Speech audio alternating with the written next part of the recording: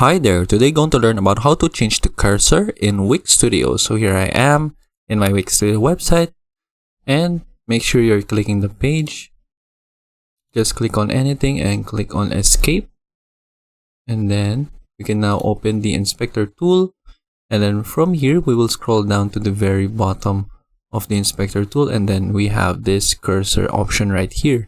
And then if you want to have a custom cursor, we need to add an image or an SVG file. So we'll just click on it.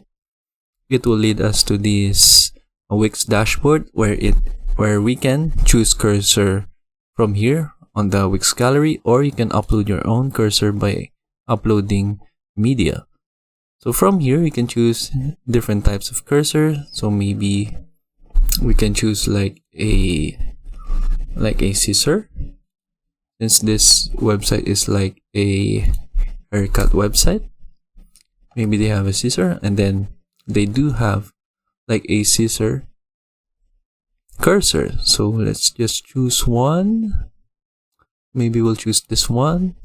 Click on add to site, and then from here you can change the size of your cursor if you want, and you can also click on apply to more pages if you want the cursor to apply to different pages in your website. And then once you're done, you can just click on preview, and then once we hover our mouse in the website, we now have this scissor cursor right here.